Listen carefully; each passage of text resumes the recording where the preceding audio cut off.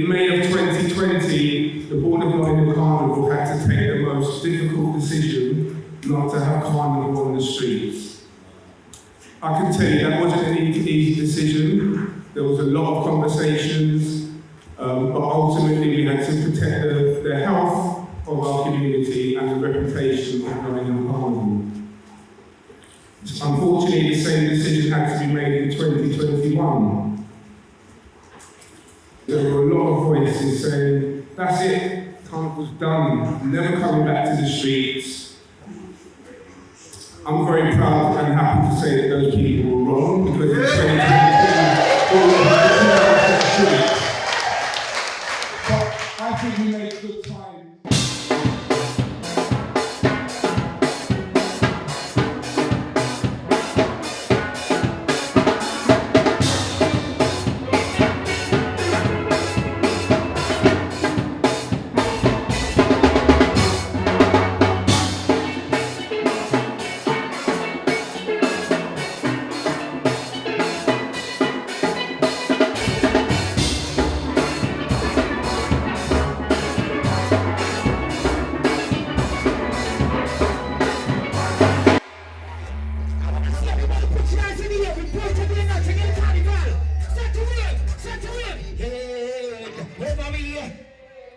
Thank you, Deborah. You're welcome. Thank you. It was brilliant. Thank you. Just in time. Yeah. Can't get away. It's happening. We're back after 2 long years. Well, actually, the 3rd year since we've actually had a full carnival at Notting Hill. So yeah, we're back. It's happening. It's all happening. Right. So how do you feel about it? I actually felt really emotional today when I saw the costumes and stuff setting up.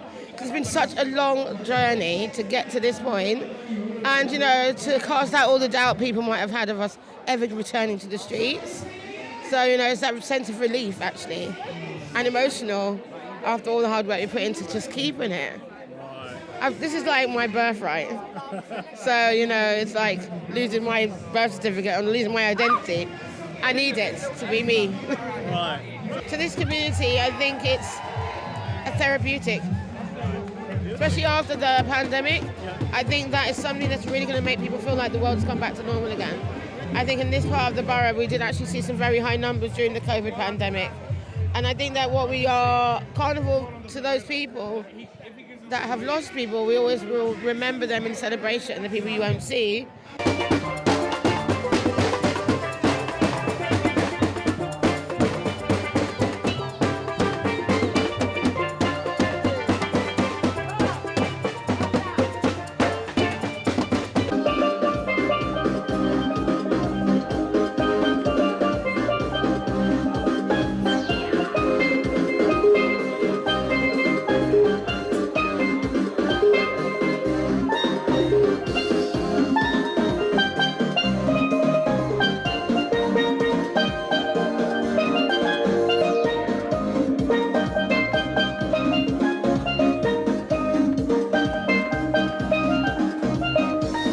I was born in the UK, in West London, in a part known as Harlesden, not far from where we are now in Notting Hill. My family are mixed Grenadian and Trinidadian heritage. My grandfather came over here, I think, first to set up and to, establish. And then my grandmother came over with her 3 children then. So my mother, her sister and her brother, so the 3 of them, they came over, I think in 1961. And my grandfather, who was in the British Army, historically, he was a very qualified man, but when he came to the United Kingdom, he couldn't get a job on the same level as what he would have done in the Caribbean. So he started working for British Rail.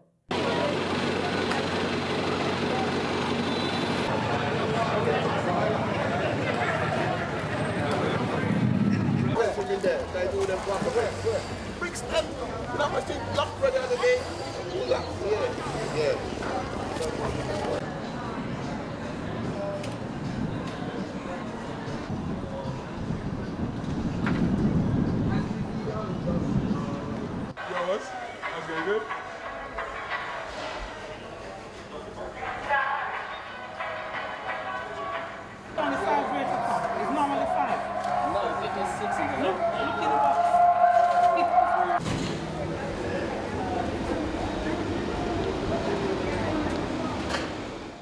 Well, my parents came to this country in the 50s. I mean, after the war, Britain needed help, so they turned to the Commonwealth. And the people of the Commonwealth then say, we're going to help the mother country, which is the United Kingdom, to get back on their feet. So they recruited a lot of people, including my parents. My dad came first, and then my mom came in the middle, about 1955, right? I was born in Trinidad. And so there was 3 of us left back in Trinidad as kids, and our parents came here to make a better life. Of course, what was promised and what they met when they came here was 2 different things. They didn't expect to be confronted with the kind of racism, and no blacks, no dogs, no Irish people, no getting nowhere to live. A lot of the people that came in from the Caribbean centered in inner city areas like the Labrador area, this area here where the Notting Hill Carnival is.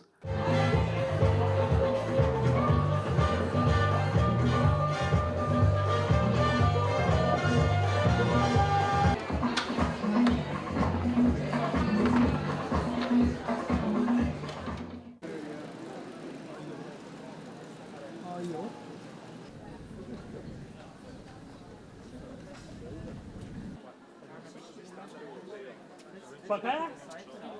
Я качаю. Один.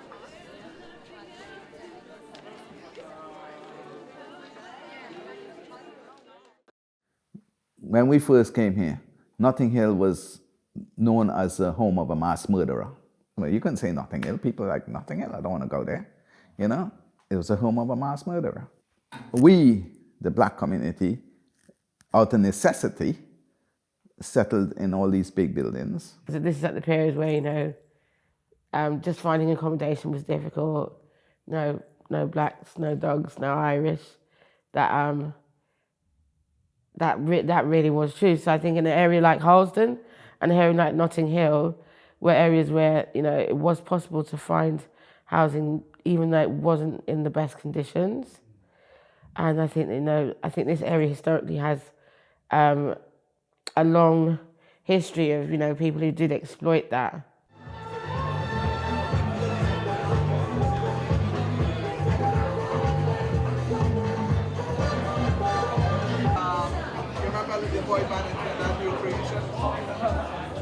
The first thing you realized is that you had skinheads, you had white guys against you. So you realize, okay, all the Caribbean kids are in a corner sticking together because there are fights every day. It's very violent. I remember a kid come up to me, wipe my face, said, does it come off? And I said, what are you talking about? So they wanted to know if the blackness comes off, That's what you were up against. Okay, we made friends with a couple of the English kids and things.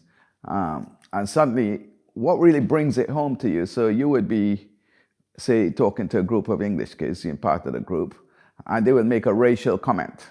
And they'll turn around and say, oh, not you, Joe, you're one of us, right? That kind of thing. But you realize that you're not one of them. So you drifted towards your own culture, people in your own, we had like our music, we had our way of dress and everything. So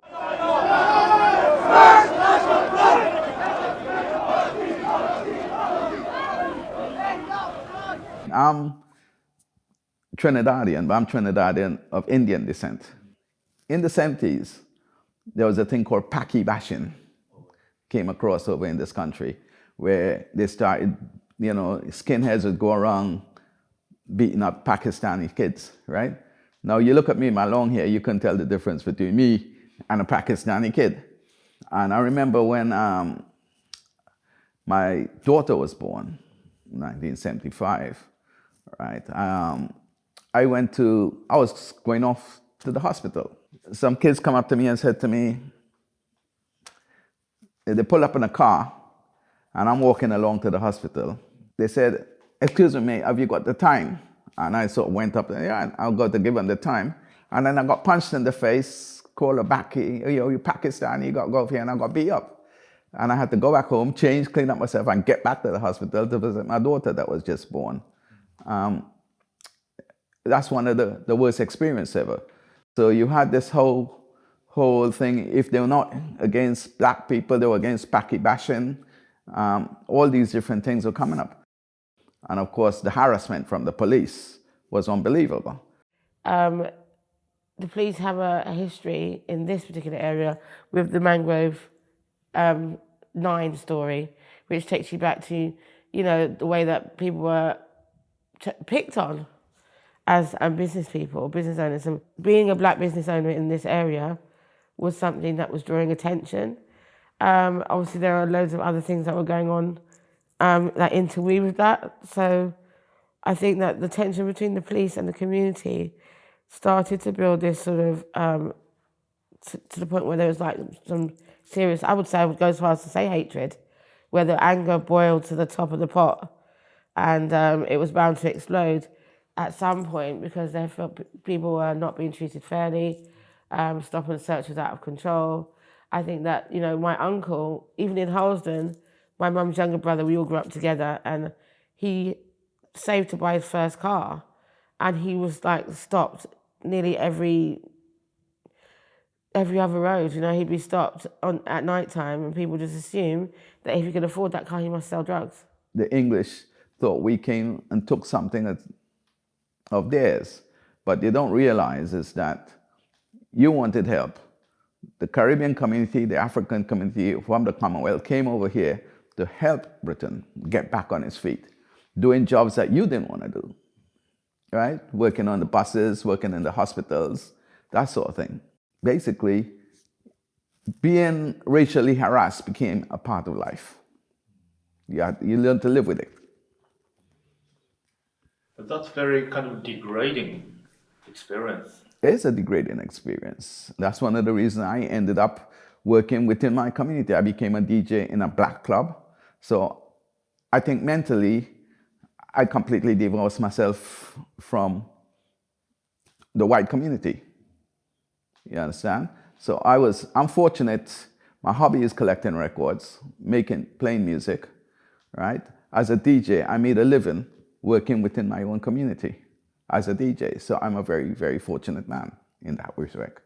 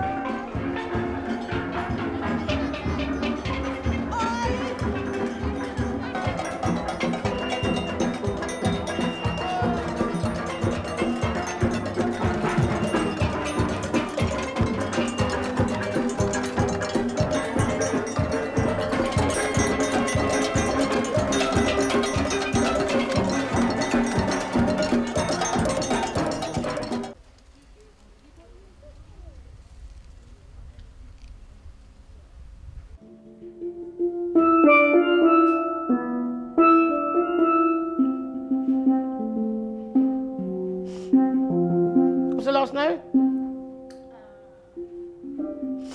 No. E? Right, let me tell you what the notes are now. E, D.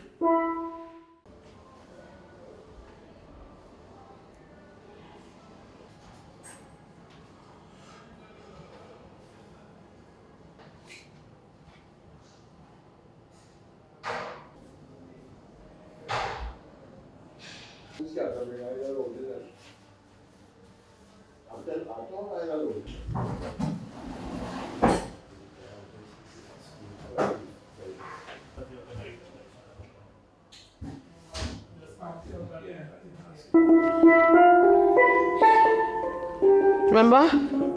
Try and remember it. Do you remember what you did? Do you remember you played it after? It's really good for building memory, because if you notice, they learn the music from memory. As you didn't see them with any scores, any paperwork, any recordings.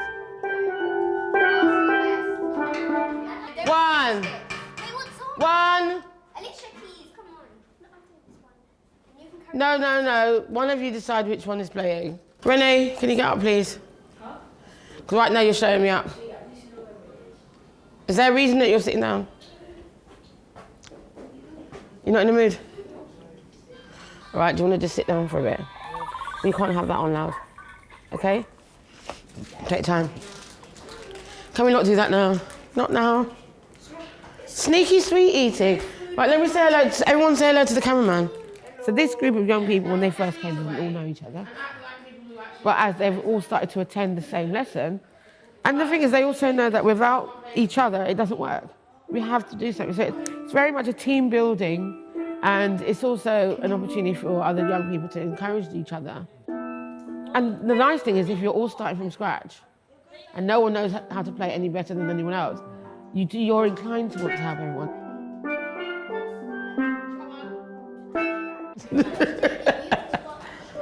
Right, so what should we go through first then? Move that now. That is not a practice. That I've told you a million times, don't do that. Move it. Move it now. No, we don't sit down behind the instruments. It's not a rest home. So what you won't do is terrorise somebody else. Do you understand me? You're not going to make anyone feel... Did you not hear what she said when she walked in? I don't want you to do that. I don't want you to participate in it. But she did. I'm looking at you. You see, this is the rudeness is the fact that I'm talking to you and you're still not even looking at me. Name calling is not on. Whether it's a joke or not, whether the person says it or not, I don't want you to engage in it. You personally. That's a compliment. It's not a compliment. How's that not a compliment? Because it's not what you're here for. You look like... You're not here for that, and now you're making my whole day much longer than it needs to be. Whenever you get into an issue with someone, it's because you're not where you're supposed to be. Listen to me. This is a music lesson. I don't care. Go back over there. Well, stop butting me. One more butt and you'll be butting outside. Do you understand me? Don't answer me back one more time. Let's do it. You're not here for that. You've always got something to say. Don't talk to me anymore, unless it's about notes. It's ridiculous. Right, let's do it again.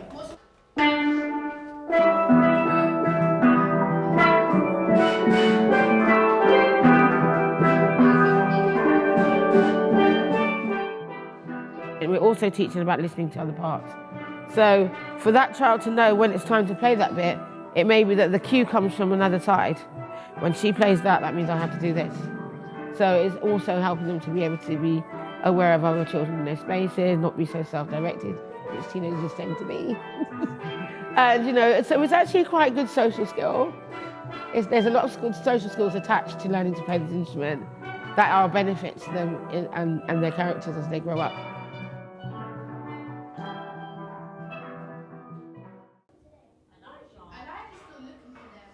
I know, it's all right. No, I said 6:40. 6:45.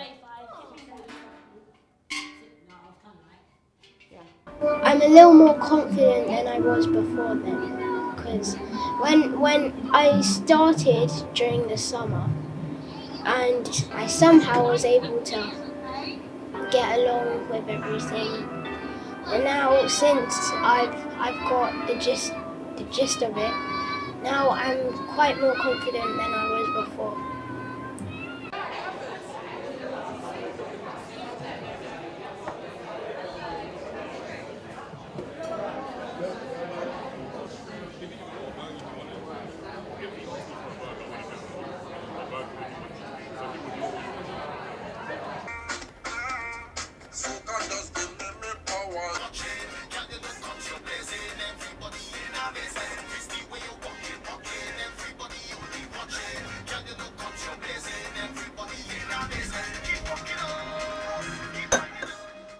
I grew up in El Socorro in Trinidad. And then we moved to an area that's kind of known to be rough, which is San Juan, right? Which I think now in these days is probably very, very dangerous. You wouldn't go into those areas. From there, we moved to a place more pleasant in the end, St. Anne's, right? Which is where I think I flourished because I established myself as a music artist there. I came to London in 2000. Well, actually, we visited here on tour as artists in 1998, me and the group New Creation. But eventually I kind of found, I actually like UK, and I thought it would be nice to reside here. There's a Caribbean community in London. It was a big deal. We didn't know that we could be part of something such such as that. But it was very vibrant.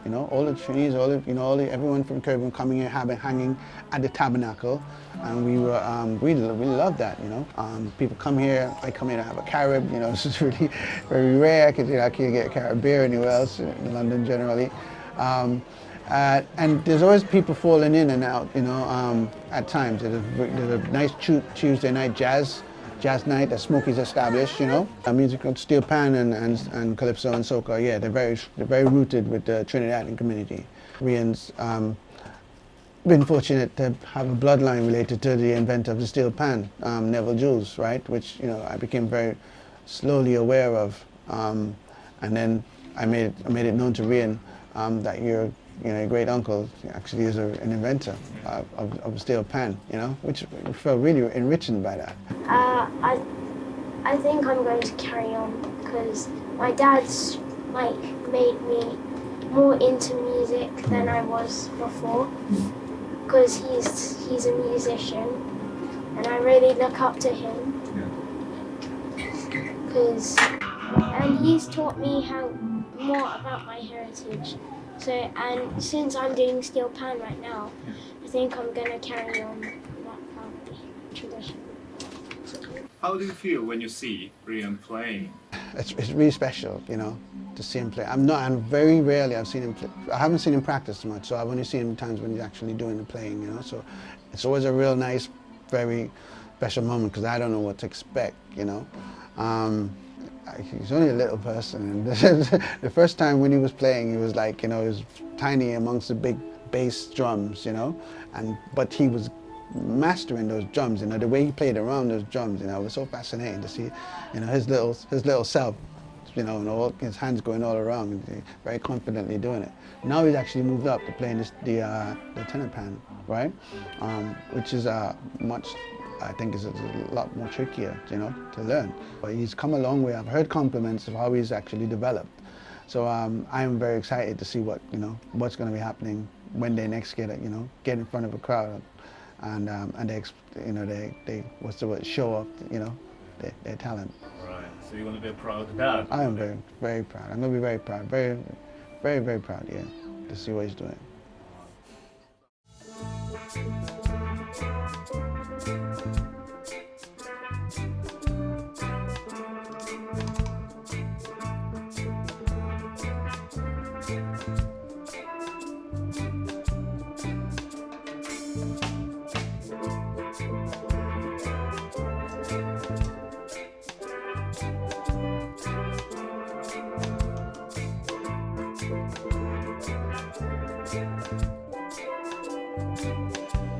Well, yeah, the steel drum is from Trinidad and Tobago. It's a national instrument.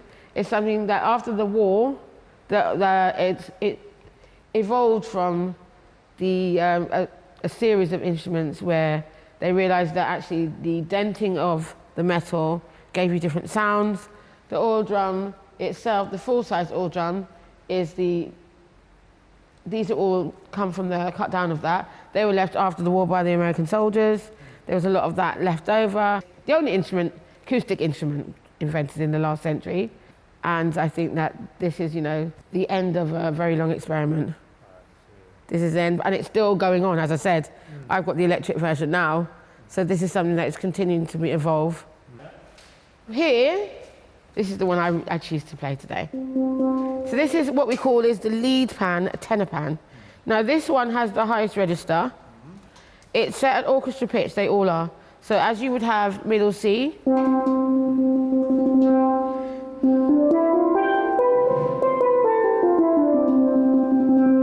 So the lowest note on this one is a C, and they go up in size, so if you can see. And also the intervals, for those who understand music, are fourths and fifths.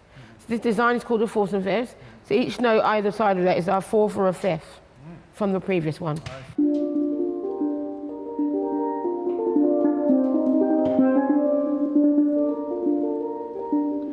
Birds flying high, you know how I feel.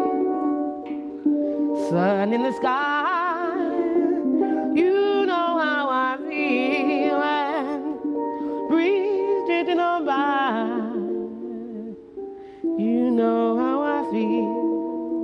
It's a new dawn, a new day, a new life for me.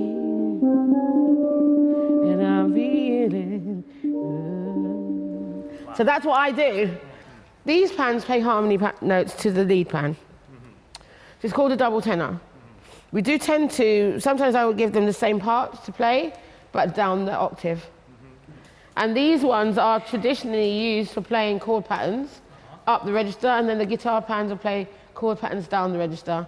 So then you get the full body. So, you know.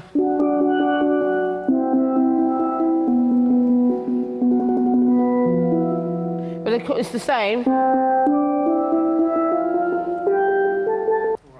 So the full-size oil drum has the lowest register, and that's the bass. Okay. And as you can see up there, we've got, right, exactly. So they are massive. So we have a 7 bass. So you're going to be able to play, you know, your chord, your scales on there and on there. But those are duplicated some of the deeper notes. And the way that the players who play that have a different skill, their technique tends to be doubling up notes. Right. So you do tend to find that players graduate from using those ones to being exceptionally talented in playing those ones. I've never played them because I'm short. Okay. Yeah, because you need a good reach. Do you want to come and have a look around the back of that?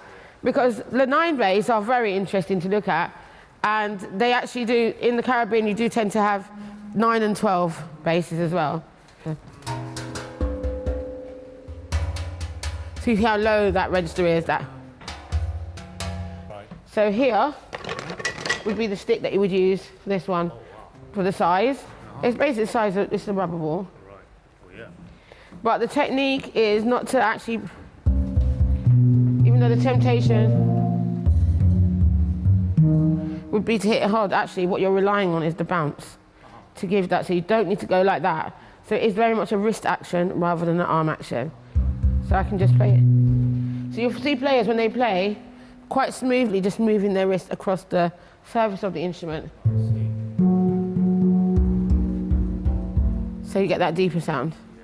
Down here we have the middle section, now which is known as the belly of the band, which is a really nice term really. So these are the guitar pans, which is mainly responsible is strumming and holding the chord structure for the top and the bottom. So you've got the bass, so you have, and the technique as well would be like a strum. So you play reggae. If you're playing this, so they replicate the strumming of the instrument depending on the genre of music you're playing.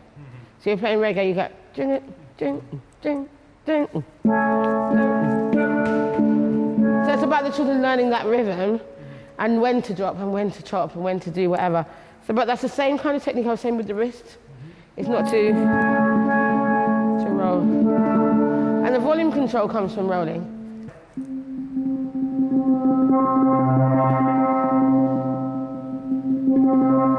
So the sound control comes from the player and the instrument, so you want to be able to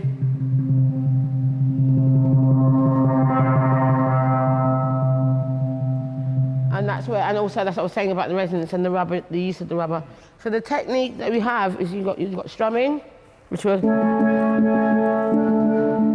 then you might have rolling, which is where, you know, especially a lot we're using, like when we're doing classical pieces, and we need to be able to use our dynamics properly. So if there's an instruction in the score that says dynamic, quiet, loud, whatever, staccato. So even with that, you need to be able to stop the note, because you'll always get that extra resonance. So you need to be able to stop that note if you're playing something where you need to just cut it out dead. But yeah, try. Now try cutting the note out. So in the middle is where you get the largest sound. So with all of the instruments, it's important to hit in the center. If you hit on the outskirts, you're not going to get that sound. So the note is actually in the center.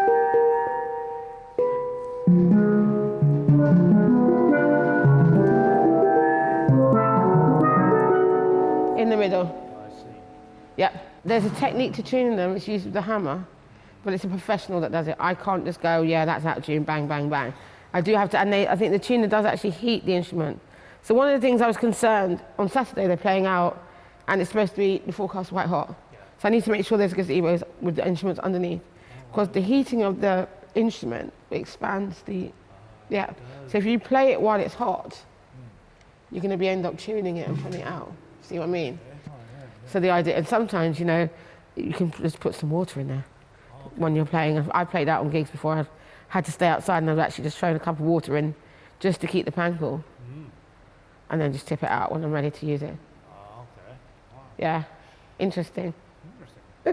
A group of Trinidadians were invited to come over to represent the country at the Festival of Britain, and they were called TASPO, which is Trinidad All Steel Percussion Orchestra. And they came over here to perform and introduce the world, basically, to the sound of the oil drum. This is around the same period of the origins of Notting Hill Carnival, and so around the same period of when, you know, people were travelling over from the West Indies to this land of promise, you know, from the Windrush generation. So that generation of people came over, and they brought their respective skills and cultures. So bringing over carnival culture was part of that experience of coming here and laying roots, and then laying roots in this particular area, which is, you know, quite famous for the Notting Hill Carnival. A lot of Caribbean people moved here, and with them they brought their networks, their styles, their cultures, and so that has evolved into what we now know today to be the Notting Hill Carnival. But it came from people coming here and actually wanting to make themselves feel at home and reaching out to other people of their culture in a completely strange country. So why do you think the pan attracts people? For me personally, apart from the fact that I'm a bit of a magpie and it's shiny, they're not all shiny, but I think that it does, I think the sound is unique. There's no other sound like it. It doesn't sound like anybody else's instrument, it doesn't sound like anything else. I think people are usually mesmerised by the fact that it was formerly an oil drum, and they think, how did that do this? I think it's really good to see it now in so many different ways and so many different styles, and so many different countries have gone, oh my gosh, you must have that. So I've got friends who have bands in Japan, I've got friends who have bands in France, I've got bands who have bands in Switzerland, and they're all over the world. People are happy to play and form and use this instrument. Go and do a warm-up, let's do some star jumps. Come on. I don't mind. Oh my God, that would be so great. Yeah. I don't know how I'm going to get over there, come back. I should only be over there for like half an hour. I'm going to do my soundtrack at 11. That's right, one calypso, one reggae, one Disney. Pop song, one Disney, and a classical piece. Okay. I haven't even learned the classical piece yet. Okay. So yeah.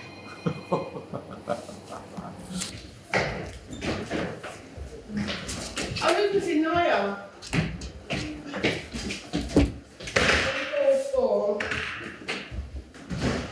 So you can go ahead. I'm going to call. Do you know who's missing? Naya. What's her number? Right. I should wear my glasses. I have no idea what's going on. Morning. Is Naya on her way?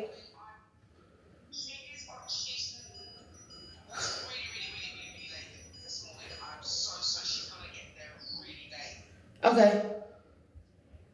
As long as I know. It's all right.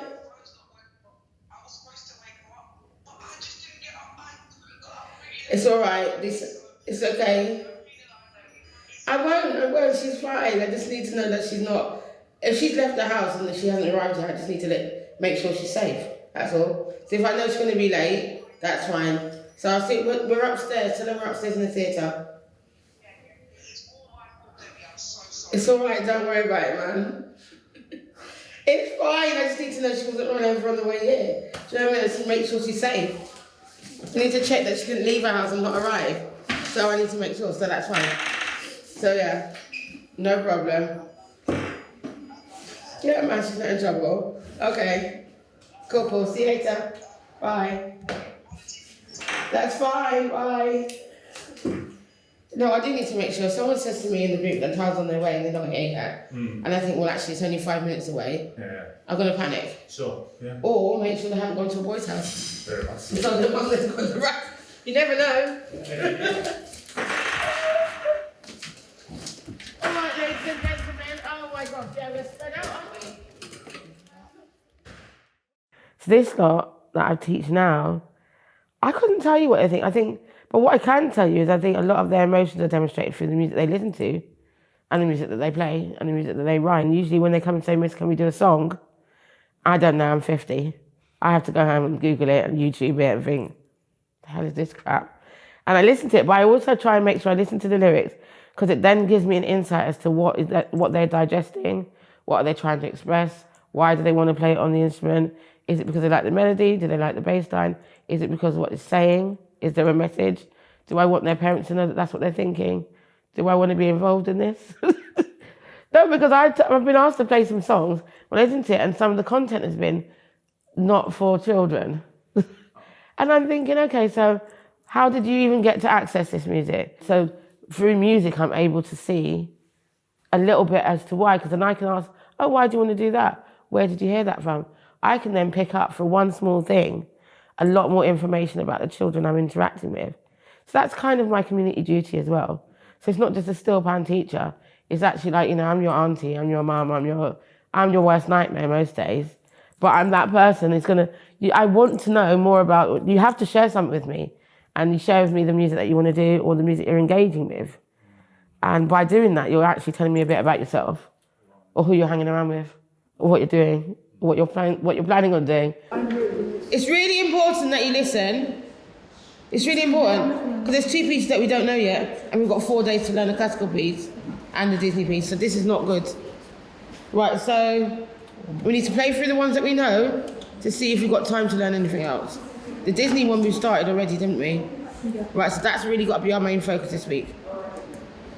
Everything else we know really well. Right, let's try it. Right, has everyone got enough sticks? Who hasn't got sticks?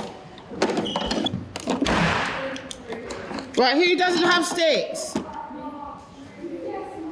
Have you got sticks?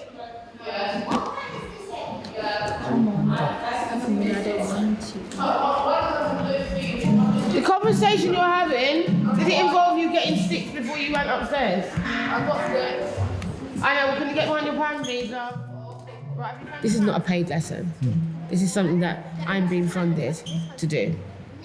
So the thing is, I have to rely very much on the interest of the child and their genuine interest in the instrument, and I'm quite pleased they came. Yeah? Today, this is what we're offering here. That gives them an alternative to, you know, wandering off and getting involved in something they don't need to be involved in because they're not doing anything else. It has proven to be do that service in many communities. It also shows that someone's taking an interest in them. Let's try it then. You all right?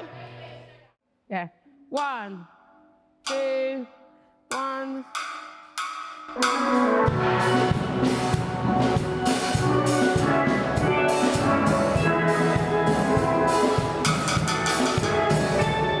Where are these 2?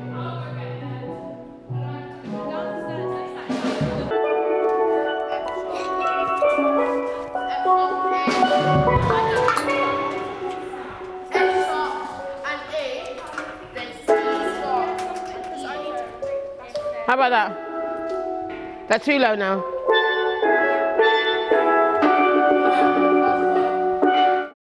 I'm going to pretend I understand. So basically going from the start. From the start. So basically, listen. We do that, then we do the chorus.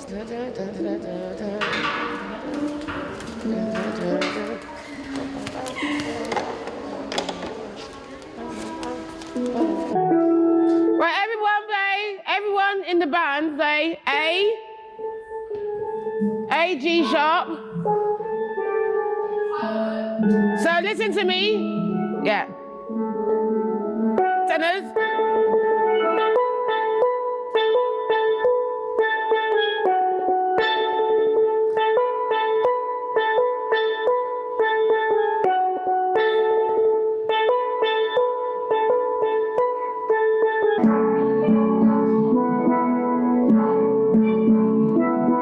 The 4 times. That's what you gotta play.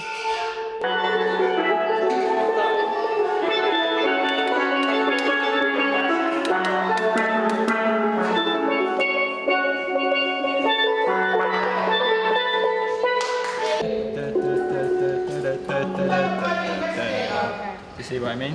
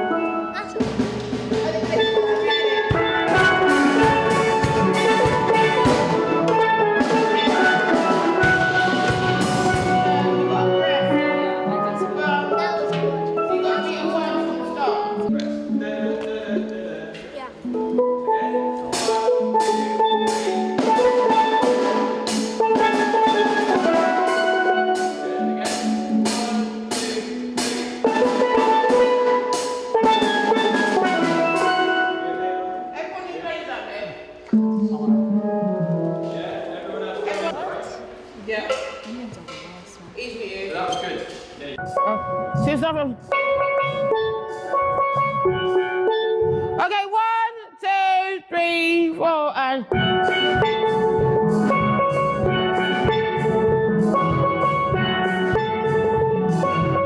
Please put your phones away, we are not finished.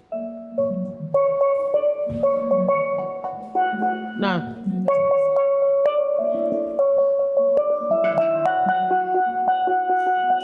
Let's try it. 1, 2. Where are we trying it from?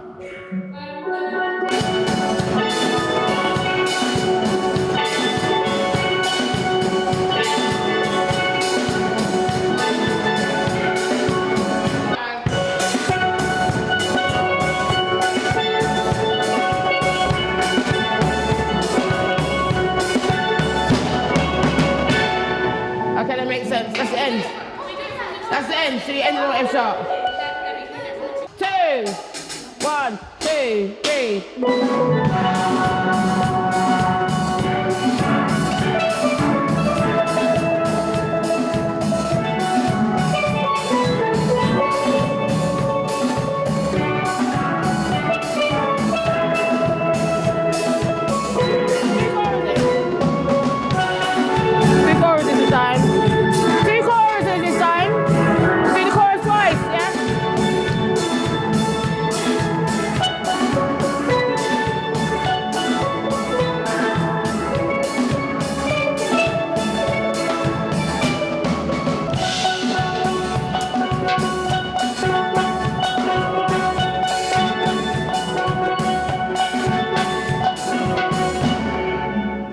Okay, we can run that again tomorrow, but that was perfect. Well done. Right, tomorrow, so that's the end of that. So tomorrow when we come, I'm going to do that first, and then we're going to crack on with this Disney mess. We have to do them all anyway. Well, we have to do them all before Saturday. So we could do Falling first, and then we do Disney after. Right, see you tomorrow at 11. Thank you. Where is all the drinks and stuff and empty rubbish? Can we make sure that there's no rubbish up here? No cups. If we've got our own cups and stuff, can we put them somewhere so we can use them again tomorrow?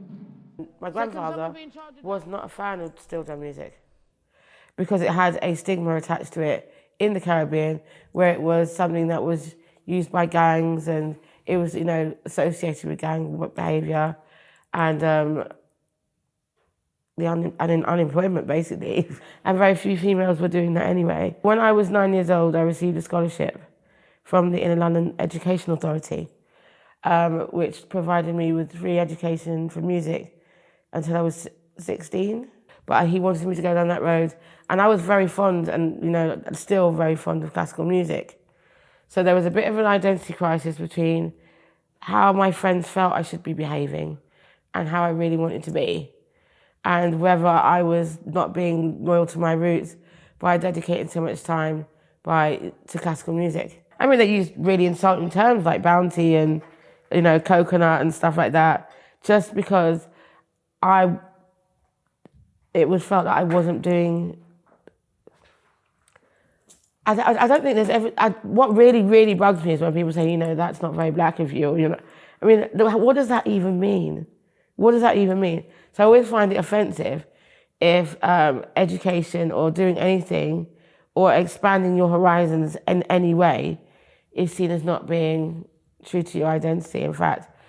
But I enjoy classical music, and it was always part of my life. And I think when my grandfather found out I was playing steel drums, my mum used to sneak me to a place called the Crypt.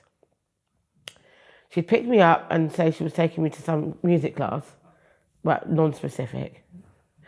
And when he did find out, he was absolutely livid, demanded that I got down.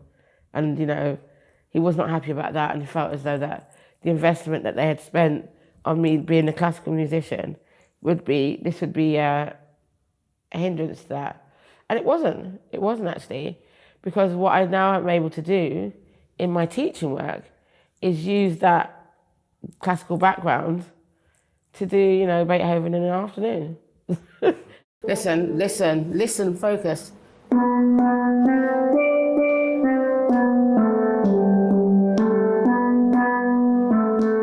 The first one.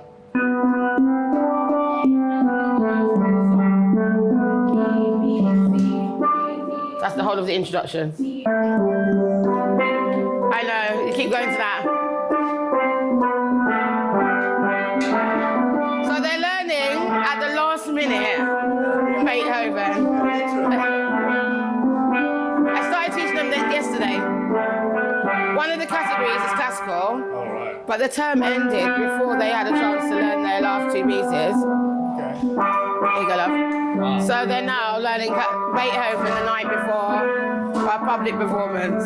Who does that from memory?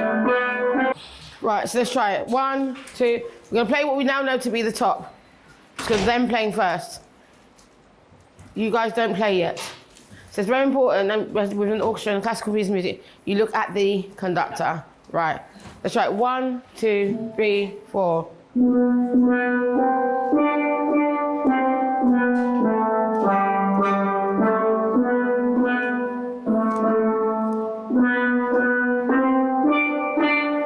Ready?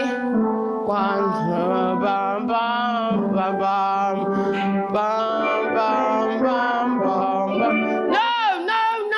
Did I bring you in with my stick? So looking at the conductor means do not play until I say and point at your section. So I've just pointed them in. Why am I hearing tenors? This is the introduction. You're not ready to come in yet. Start again. 1, 2, 3, 4. That's what I mean by looking at me.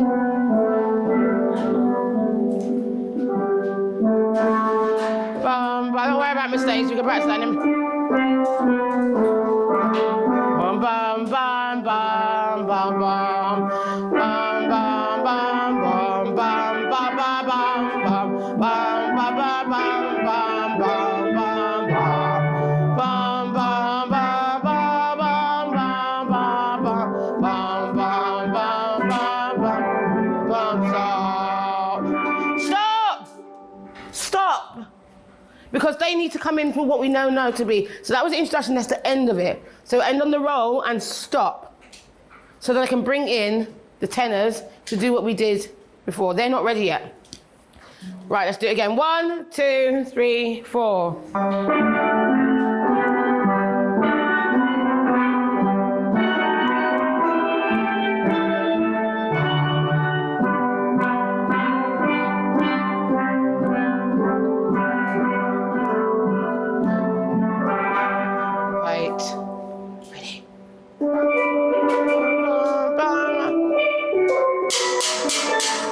Again, you need to look at me.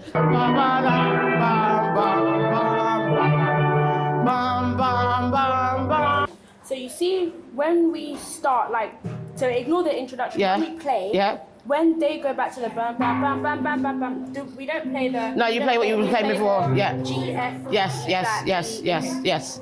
Good question.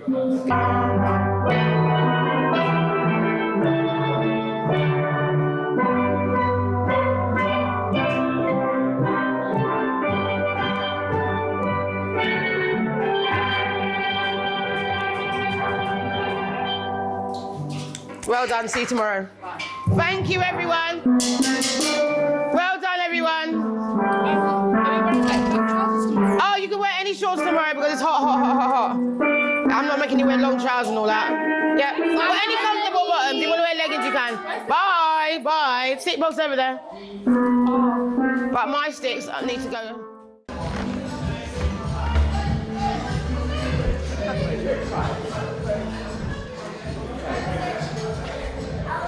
Is Yasmin here?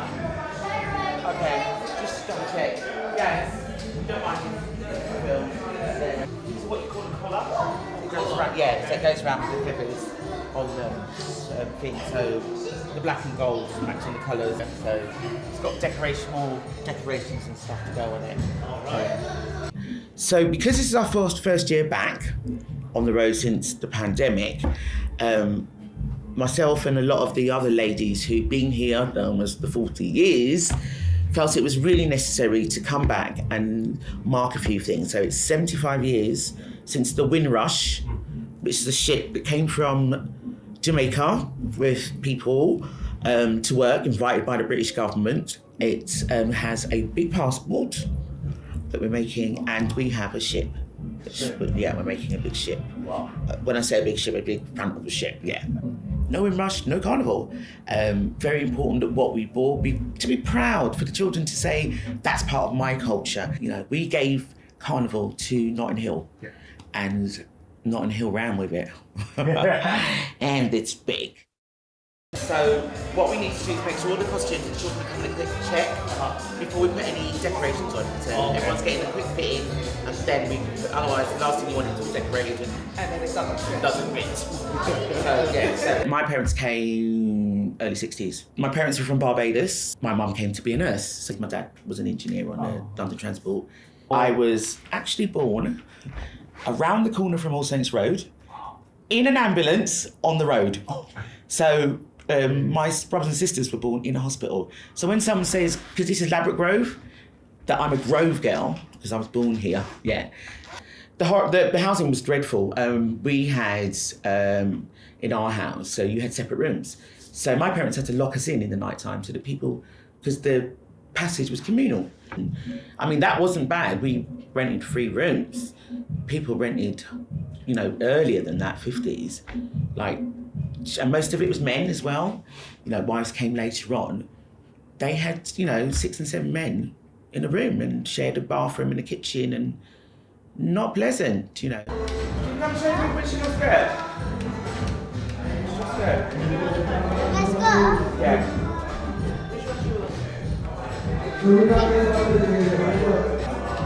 You're still yeah, so that's got decorations and stuff to go on.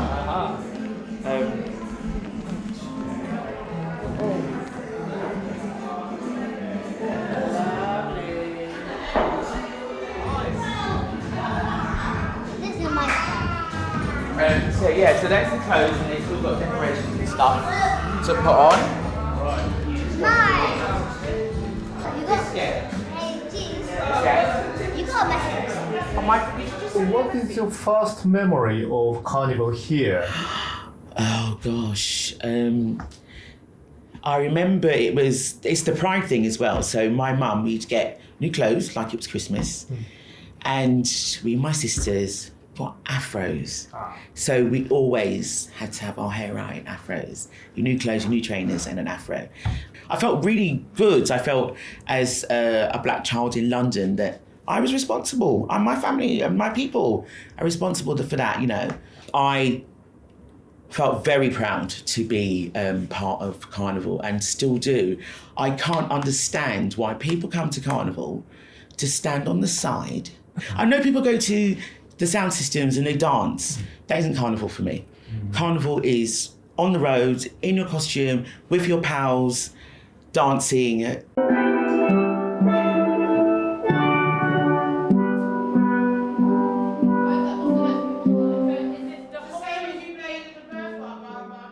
Elijah. Yeah, my grandson, yeah. Yeah. When you see Elijah playing pan, what kind of sort of feeling do you get? It's because we have junior bands. Most of the big bands have a junior band, so he's been playing since he was little. And seeing him playing the junior band. They're actually playing tomorrow. There's lots of junior bands playing tomorrow outside. So going up to the big band is a market passage. Rite of passage, so I'm good enough to go and play in the big band. And his mum was 13, and when she went up to the big band, and yeah.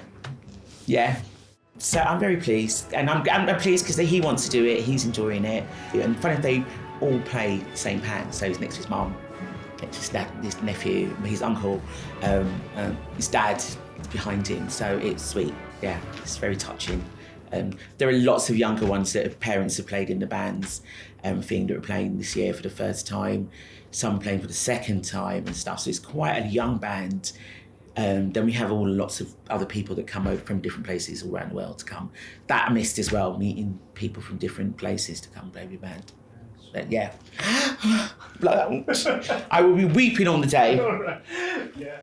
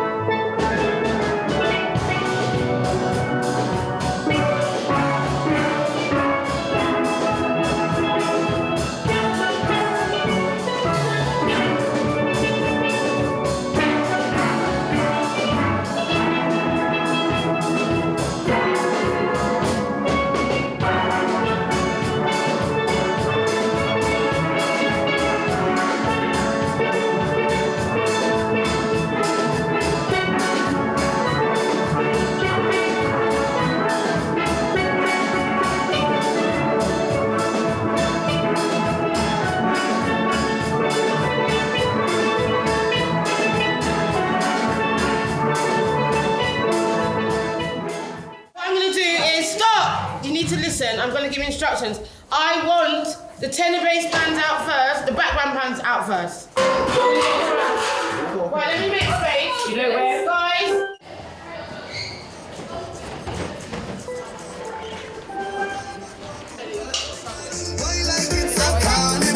Girl, me love the way you wine for me.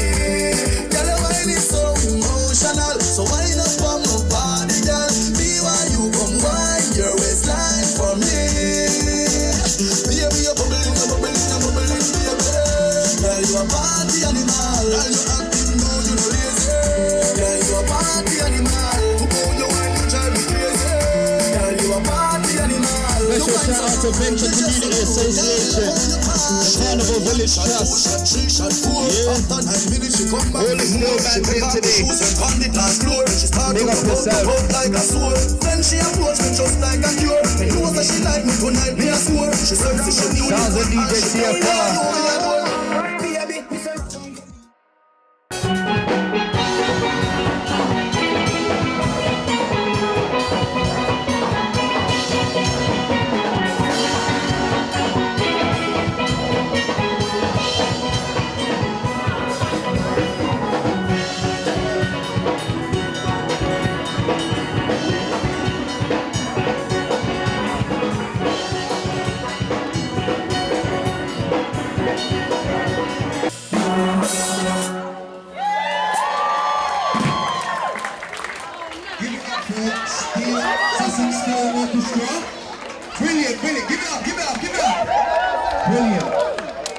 Give Mangrove a 30-second interval to get the... Mangrove, are you guys ready to do your soca piece? Yeah. Yeah? Are we ready? Yeah. Are we ready, Mangrove? Yeah. Alright, I want to hear more encouragement than that. Are you ready for Mangrove? Take it away.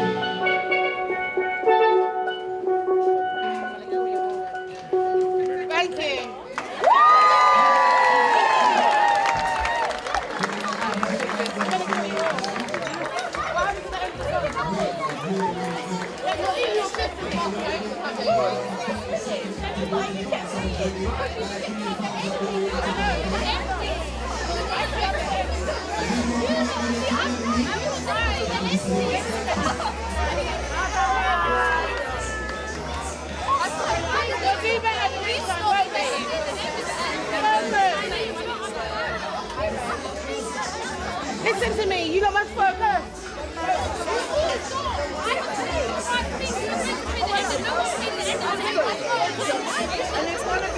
Wasn't his fault either. Because he does not.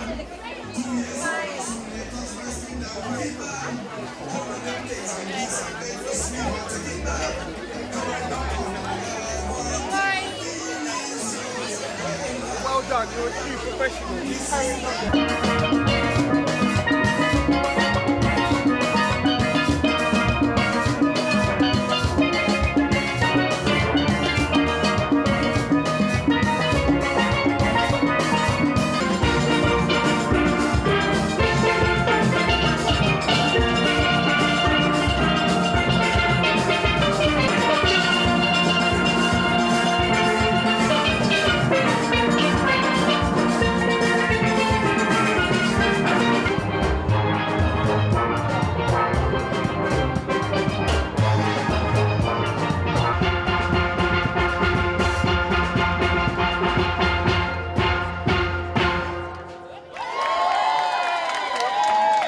How did it go?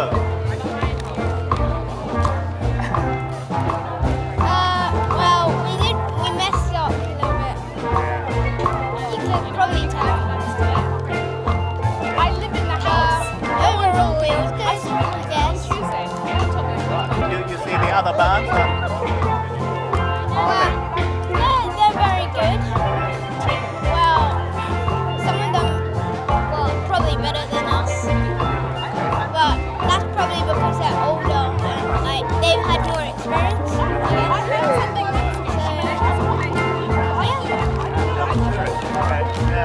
So the next round will be the best, yeah? Thank you. Well, I think they were a bit nervous. This is the second year they played. The first year they played was their first ever public performance. So it's like their fourth ever public performance, I think, maybe third. So yeah, I think they were a bit nervous. We had a bit of a crush at the end, where I think we had like a mental block. I think I think this woke them up to realise what the funny was. So I think I'm hopeful that the other pieces will go better and they will focus. But yeah, I'm still proud of them. I think they've done a really great job. I mean, they have to retain so much information. Sometimes they get it. But they're happy. It's the most important part.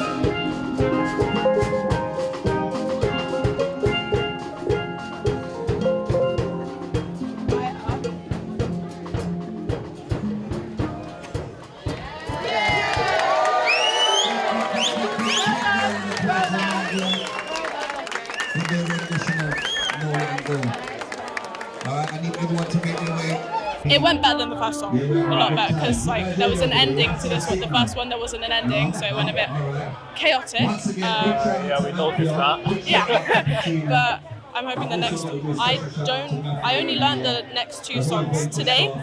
So today, yeah.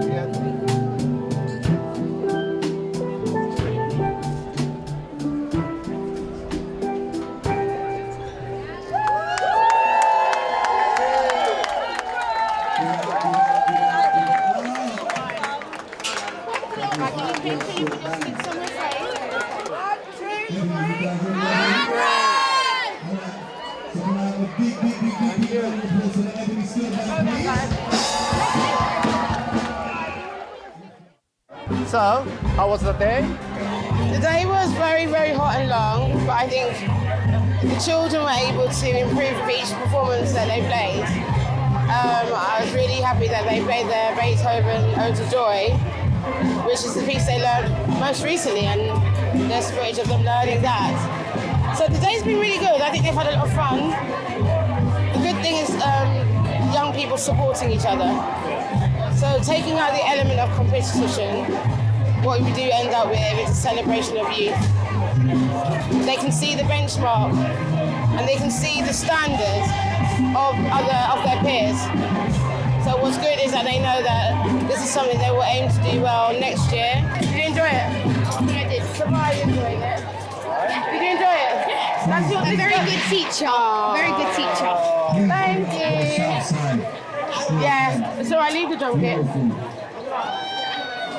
It's your first performance publicly, really, isn't it? So she just joined in the last term. So it's your first public performance. How did you feel? It's really fun. Was it stressful? A little bit, yeah. What was stressful about it? Watching people staring at you? Pretty much, yeah. Because there was a really big crowd. Just like... So for your first public experience, overwhelming? What happened?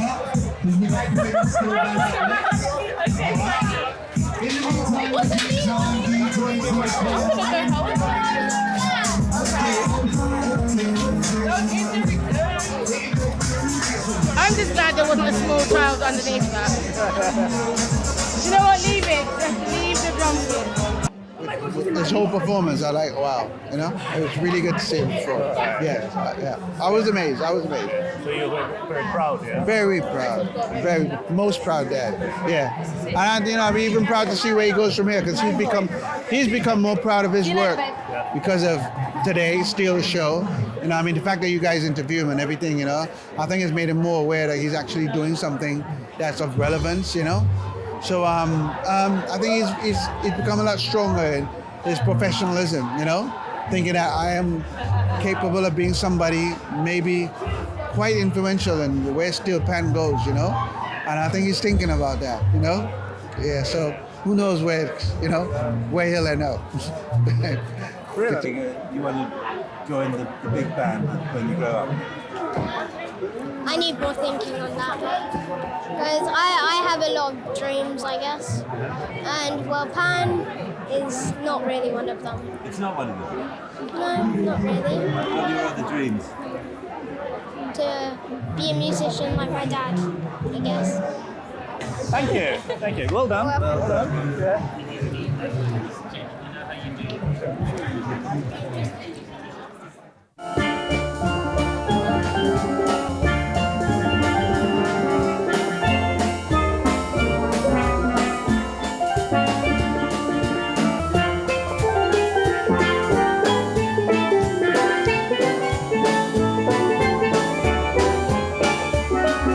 So I come from down on the south coast. There's not many steel bands outside of London. How did you become a pan player? I started in school. I started when I was 11 years old. I'm now 25, so I've been playing for 14 years. What do you like about steel pan?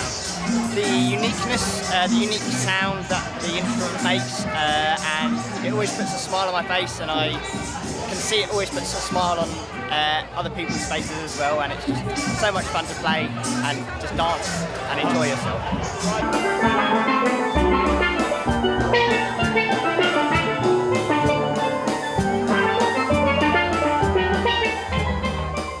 From day one, the Caribbean community brought music into the UK, from Lord Kitchener back in the 50s when he came here, he did the tune London is a Place for Me, which he sang on the Windrush, etc. In fact, Caribbean culture is, I would say, very much foundation of helping to develop the pop music in the UK. And Calypsonians were working in the West End and all the clubs around the UK. Came into reggae, ska, blue beat, and it also influenced a whole bunch of musicians based in the UK. I mean, you take UB40 as a perfect example. UB40 actually did covers of reggae covers. So when they did Red Red Wine, it was originally done, I think the reggae, it's a Neil Diamond song, if I'm not mistaken. And that was covered, the reggae version was a guy called Tony Tribe. And then from that, UB40 covered that. My only question with this is the kind of hypocrisy of mainstream media, whereas you did not want to play the original reggae cover, but you played that, you know? So it's a kind of tool, but it's give a certain pride, and UB40 took, you know, made sure that reggae music is part and parcel of pop music. Last night I did a gig. And when I played Police and Thieves by Junior Marvin, people went, you know, and this is middle-aged English people who grew up with this. I mean, it's really enriching the UK. I mean, the UK, I think they love the experience that they get from our culture, you know, enriching in society. I mean, I don't think they could get enough of it. Notting Hill is so alive because of Carnival and what everyone brings, you know, with the soca playing in the air and the food, and it's come from Trinidad, and, you know, they're very proud of that, you know. And Steel Pan, same thing, you know. We're rooted in having one of the inventors, you know, of Steel Pan from Trinidad. So yeah, it's another thing that we're very, very proud of.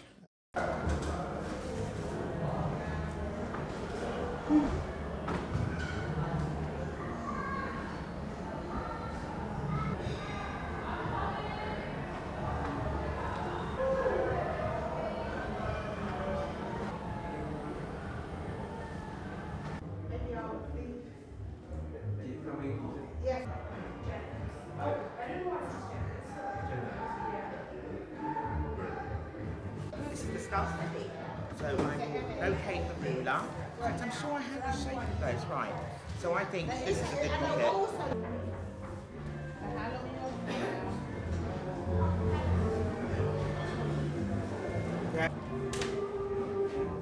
Right, I'm going to move this from you.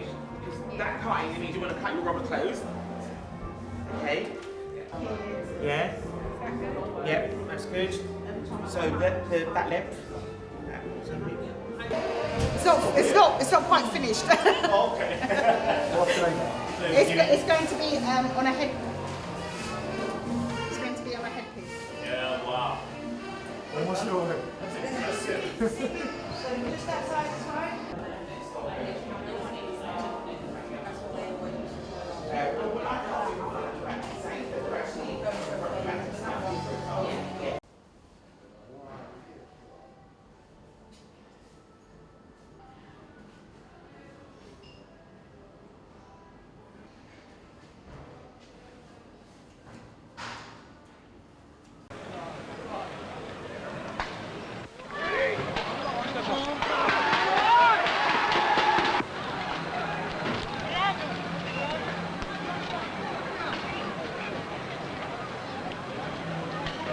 At first, it was a case of we have open meetings and it would be clashes with the police and verbal, you know, going back and forth. It really wasn't a working marriage between the police and the community. It was more, again, it was an us and them situation. So you had them trying to manage something rather than working with it, and people being so anti it that they weren't actually recognising the elements of protection that the police do offer to your event.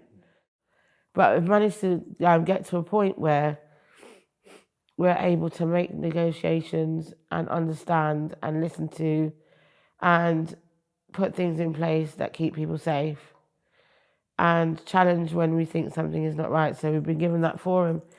It has got a lot better with the mangrove and thing. We have a police officer that comes on the road with us, and she has a bling on her. They do her police thing up. So she's a police liaison thing. So you kind of can know what's going on route-wise and stuff like that. And you send the same person, they send the same police officer every year. So you've got to know this policewoman.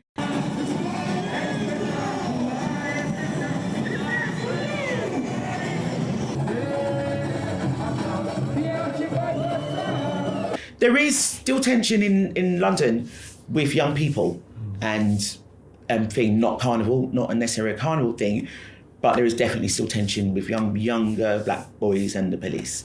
It is still going on. I think you may know that this week last week a young man was shot, and there's going to be I think they had a protest march yesterday, and he was an unarmed black man was shot. I don't know whether it's an identity thing, but it's definitely building a case for unfair treatment of young black males in this country by the police. I don't like the idea of feeling that we're going backwards, but I don't think it would be, but to be honest with you, I'm not sure how far we've come on a day-to-day basis. So an event like Nottingham Carnival, we can meet with our strategic partners, we can have a debrief, we can look at what went down, we've got cameras everywhere, we're planning for that. But on a day-to-day basis, I'm not sure how common that practice of getting on with people is in other parts of the UK on a daily basis. So I think it's lovely to have this event, so yeah, we worked well with the police, but we shouldn't really overshadow the fact that that's not how life is normally. It's a one-off situation.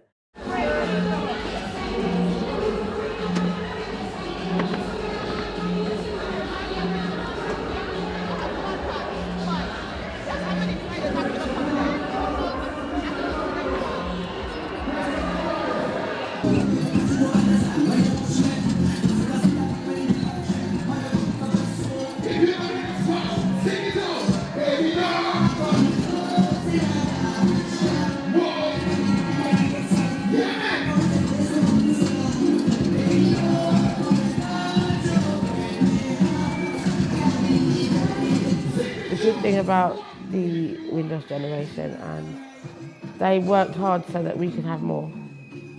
So everything they did, you wanted your child to have better, and then the next generation did because they wanted their children to have better. I believe that's what we're doing now so that my kids can have more. I'd like to see it improve. I think the education opportunities give them, more chances than I probably had. Everything's changed, everything gets better. I'm a bit concerned about, my grandchildren, but they know more than I do. So I think we're just a whole new breed. I would assume they're going to do much better. I think it's going to improve. I can see that.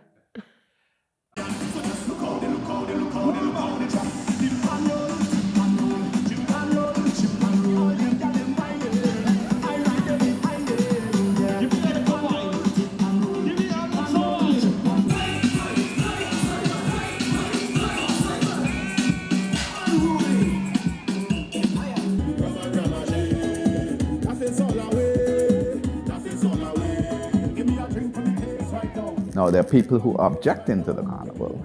Carnival has an attraction for everybody. And it's also a release valve. People are going through a lot of pressures in their life. They get a weekend where they can come out, party, have a drink, have fun. It's escapism. It's fun. We enjoy doing it. And people need that.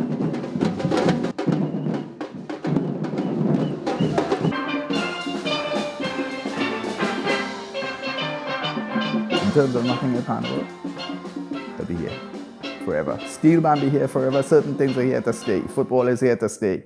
Carnival is here to stay.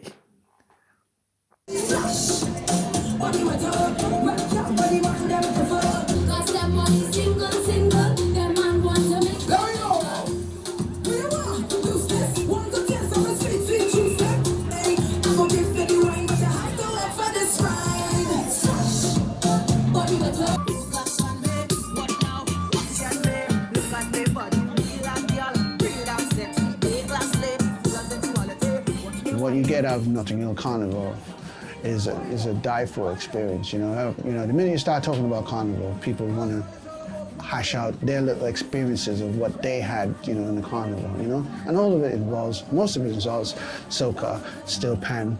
The influence of Trinity culture on the British society, I think, has been amazing.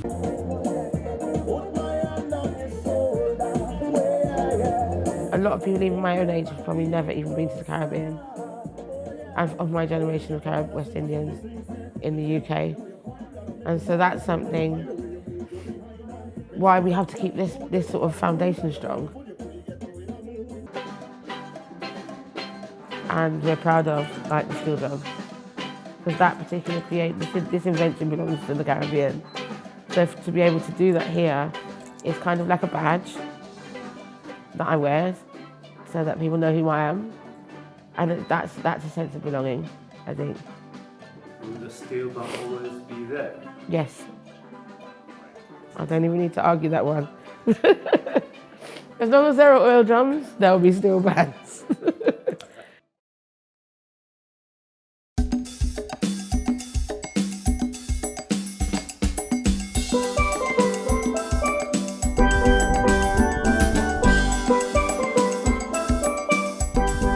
Is London a place for you?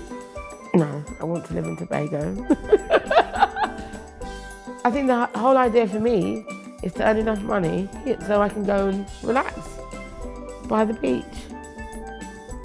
Who doesn't want to do that? I want to live in the Caribbean, I do. I'm not even going to lie. I love London and I love that my family, I love the opportunities I've had here. I don't think I would live there full time. I'd like to do 6 months. I definitely would never miss Carnival, so I'd have to be here in summer. And then, you know, so all year would be summer for me. Is London a place for you? Oh, defo, yeah. I've worked in different places, Poland, no. Even certain parts of London, just no. I like the community spirit here. I like the London. There are bits that have changed that I can do without, and I'm going to buy my house in Notting Hill and forget that these people lived here for 50 years. Don't appreciate that very much, but yeah, it can't be London. Road girl. Yeah. Road girl, Lapa Road girl. So, yeah, that's me. Yeah, Carnival Queen. Yeah. Brilliant. Thank you. Is London a place for you? Yes, it is. When I came here as a little boy, I would have gone back to Trinidad immediately. I didn't like it in one bit. But you put down roots over here. Once you put down your roots over here, right, it's difficult to just pick it all up and say you're going to go back where you come from as much as you want to, right? So London has to be the place for us because you have to make it work for us. Mixed feelings about it all. I think I've spent all my life over here, to and fro to the Caribbean, yes, but it'll be difficult for me to uproot now, leave my grandchildren and everything and go back to the Caribbean. So I guess London has to be the place for me at the moment. Is London a place for you? Is London the place for me? London is the place for me. This is a song from Paddington. Well, it was in Paddington. And yeah, I think London is a place for me. Yeah, I've very rarely I've left London since I've been here, you know. I didn't think so. I mean, I've missed all the Christmases Trinidad has offered since I've left Trinidad, you know. I've not been back for one Trini Christmas. And I do miss Trini Christmas. They're very special, the way they're done. I've been here, for so long, and growing to love all the traditions here now. I think London is special. Yeah. I have one last question.